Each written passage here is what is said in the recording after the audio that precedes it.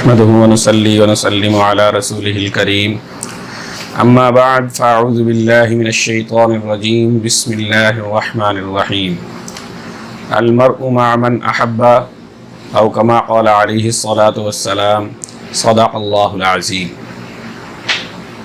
محترم سامعین کرام، ہم نے 40 اسباق کورس کا جو سلسلہ شروع کیا اس کا آج دوسرا سبق ہے جس سے ہم آغاز کر رہے ہیں۔ ایک حدیث مبارکہ تلاوت کی ہے جس کا لفظی ترجمہ سماعت فرما لیجیے۔ المرء آدمی، مع ساتھ، احبا اس نے محبت کی۔ با محاورہ ترجمہ المرء مع من احبا، آدمی اس کے ساتھ ہوگا جس سے اس نے محبت کی ہے۔ اس کی تشریح سماعت کر لیجئے۔ اگر قرآن پاک کی آیت کا کوئی پس منظر ہو تو اس کو شان نزول کہتے ہیں، اگر حدیث مبارکہ کا کوئی پس منظر ہو تو اس کو شان ورود کہتے ہیں۔ ایک دیہاتی آدمی حضور علیہ السلام کی خدمت میں حاضر ہوا اور عرض کی متی الساعہ، یا رسول اللہ صلی اللہ علیہ وسلم قیامت کب آئے گی؟ آپ صلی اللہ علیہ وسلم نے ارشاد فرمایا تو نے اس کے لیے کیا تیاری کر رکھی ہے؟ تو اس نے جواب دیا، یا رسول اللہ تیاری تو کوئی نہیں کی، بس میرے پاس تو اللہ اور اس کے رسول کی محبت ہے۔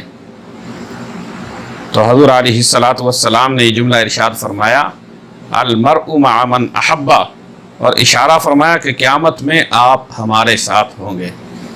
بہت ہی پیارا جواب اس دیہاتی آدمی نے دیا کہ آقا صلی اللہ علیہ وسلم نے فرمایا قیامت میں آپ ہمارے ساتھ ہوں گے۔ اس سے معلوم ہوا کہ دنیا میں جیسے لوگوں کے ساتھ تعلق ہوگا، قیامت میں یہ شخص ان کے ساتھ ہی ہوگا۔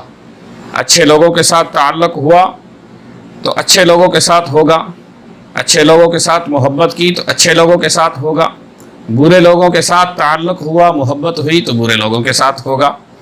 اس لیے جہاں تعلقات ہیں اور لوگوں سے، وہاں اہل اللہ سے، اللہ کے ولیوں سے بھی محبت ہونی چاہیے تاکہ قیامت میں نفع ہو، کیونکہ جس سے محبت ہوگی آدمی خود بخود اس کی طرف کھینچا چلا جائے گا۔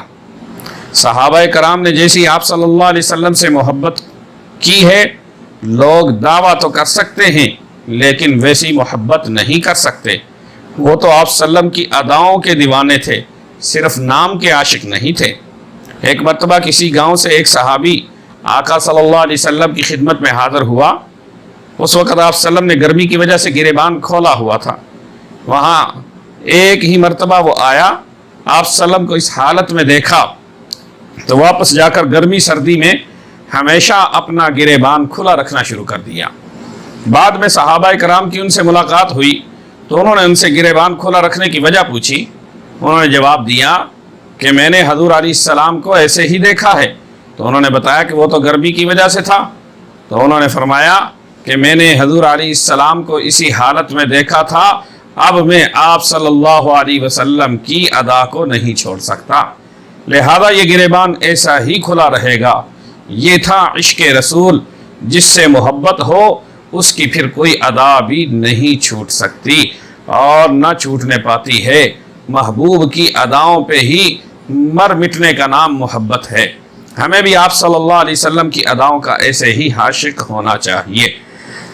آج باطل کا سارا زور اس بات پر ہے کہ ہم غلاموں کا تعلق آقا صلی اللہ علیہ وسلم سے توڑ دیں۔ ساری محنت یہ ہے کہ ہم حضور علیہ السلام کی مبارک تہذیب کو چھوڑ دیں اور ان کی گندی تہذیب اپنا لیں۔ سارا باطل حضور علیہ السلام کی تہذیب پر بلڈوزر چلا رہا ہے۔ پوری دنیا میں اس نے کوشش کی ہے کہ آقا صلی اللہ علیہ وسلم کی ہر سنت، ہر ادا اور ہر طریقے کو مٹا دے۔ ہمارا کام یہ ہے کہ ہم غیرت مند بنیں اور آپ صلی اللہ علیہ وسلم کی ہر سنت کو مضبوطی سے پکڑیں اور پوری دنیا میں پھیلا دیں۔ اللہ پاک عمل کی توفیق عطا فرمائے۔ سامعین کرام، دوسرے نمبر پر ہے دعا۔ ایک دعا پہلے بتائی آپ کو، آج دوسری دعا ہے بیت الخلاء میں جانے کی دعا۔ اللہم انی اعوذ بک من الخبث والخبائث۔ لفظی ترجمہ سماعت کیجئے۔ اللہم، اے اللہ، انی بے شک میں، اعوذ پناہ میں آتا ہوں، بکا آپ کی، من سے, من جانب اور من فلاں یہ اردو میں بھی استعمال ہوتا ہے. الخبیث من الخبث, الخبث یہ خبیث کی جمع ہے, گندے یا شریر جنات, واو کا معنی, اور الخبائث یہ جمع ہے خبیثہ کی, مؤنث کے لیے استعمال ہوتا ہے یعنی گندی اور شریر جننیاں. با محاورہ ترجمہ سماعت کیجئے. اے اللہ بے شک میں آپ کی پناہ میں آتا ہوں شریر جنوں اور شریر جننیوں سے. تشریح سماعت کیجئے. حضور علیہ السلام نے ہمیں ہر موقع کے لیے دعائیں تلقین کی ہیں اور ہر وقت ہمارا تعلق اللہ پاک سے جوڑا ہے. یہ جو بیت الخلاء کی دعا ہے یہ اپنی امت کے ساتھ آپ کی خاص شفقت ہے, اس لیے کہ ابو داؤد شریف کی روایت ہے کہ شیطان گندے ہوتے ہیں اور بیت الخلاء گندی جگہ ہے, اس لیے اس جگہ پر یہ ہوتے ہیں اور جسمانی اور روحانی تکلیف پہنچاتے ہیں. یہ حقیقت ہے اور مشاہدہ ہے. ساہیوال کا ایک واقعہ ہے کہ ایک صاحب کی بہو بیت الخلاء گئی اور بالوں میں آگ لگ گئی اور سارے جسم کو لگی اور جھلس کر مر گئی. نہ اس کو کوئی بجلی لگی, نہ کوئی سپارک ہوئی, نہ کوئی اور وجہ بنی. دوسرا, آپ صلی اللہ علیہ وسلم کے زمانے میں ایک آدمی کو تقاضے کے فوراً بعد مردہ پایا گیا. آپ صلی اللہ علیہ وسلم نے فرمایا کہ یہاں جنوں کا سوراخ تھا اس لیے انہوں نے اس کو نقصان پہنچایا ہے. تو بات کیا سمجھ آئی کہ بیت الخلاء میں دعا پڑھ کے داخل ہوو تاکہ شریر جنوں اور جننیوں سے محفوظ ہو سکو. بیت الخلاء میں جانے کا سنت طریقہ کیا ہے؟ پہلے نمبر پر باہر کھڑے ہو کر دعا پڑھ لیں, دوسرے نمبر پر بایاں پاؤں اندر رکھیں, تیسرے نمبر سر کو ڈھانپ کر جائیں. اور اب سماعت کیجئے عقیدے کی تشریح, عقائد کی تشریح بھی ساتھ ساتھ سماعت کرتے جائیں.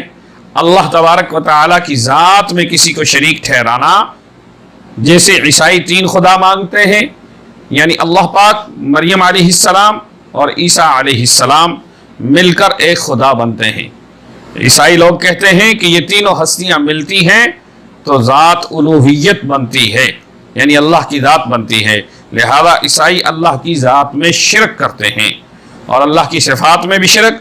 جیسے اللہ پاک ہر وقت ہر جگہ موجود ہوتے ہیں اور دیکھ سکتے ہیں, اسی طرح کسی اور ہستی کو مانا جائے کہ وہ ہر وقت ہر جگہ موجود ہے اور دیکھ سکتی ہے, یہ صفات میں شرک ہے. حاضر کہتے ہیں ہر جگہ حاضر ہونا یعنی موجود ہونا. ناظر کہتے ہیں ہر چیز کو دیکھنا, بصیر ہر چیز کو دیکھنا. یہ اللہ تبارک و تعالیٰ کے علاوہ کسی اور کو حاصل نہیں. حاضر و ناظر ہر جگہ صرف اللہ ہی کی ذات ہے. عبادات کے اندر شرک, جیسے اولیاء کرام کے مزارات پر سجدہ کرنا اور ان کا طواف کرنا, جیسے بیت اللہ کا طواف ہوتا ہے, یہ عبادات میں شرک ہے. البتہ مزارات پر جا کر فاتحہ خوانی کرنے میں کسی کو اختلاف نہیں ہے. اثار ثواب کا صحیح طریقہ, اگر کسی کی قبر پر جائیں تو اس کے قدموں کی طرف کھڑے ہو کر تلاوت وغیرہ کریں, پھر قبلہ رخ ہو کر دعا کریں, اس لیے کہ اگر ہم اس قبر کی طرف منہ کر کے دعا کریں گے تو لوگ یہ سمجھیں گے کہ یہ اس قبر والے سے مانگ رہا ہے. البتہ مقدس ہستیوں کا وسیلہ دیا جا سکتا ہے, البتہ ان کے وسیلے سے کہ یا اللہ یہ تیرے ولی ہیں, تیرے محبوب ہیں, یہ تیرے پیارے ہیں, ان کے وسیلے سے مجھے یہ چیز عطا فرما دیجئے. وسیلہ جائز ہے, البتہ ان سے مانگنا جائز نہیں. اسی طریقے سے کچھ من گھڑت باتیں چل رہی ہوتی ہیں, جیسا کہ کوئی مسئلہ خود معلوم نہیں تو علماء سے پوچھ لیں کہ یہ اسلامی نام ہے یا نہیں. آج کل کتابوں میں اسلامی نام لکھے ہوتے ہیں لیکن حقیقت میں وہ اسلامی نام نہیں ہوتے. اللہ تبارک و تعالی ہمیں حضور علیہ السلام کی سنتوں کے مطابق زندگی گزارنے کی توفیق عطا فرمائے. وما علینا الا البلاغ المبین. Subscribe now and press the bell icon. Never miss an update.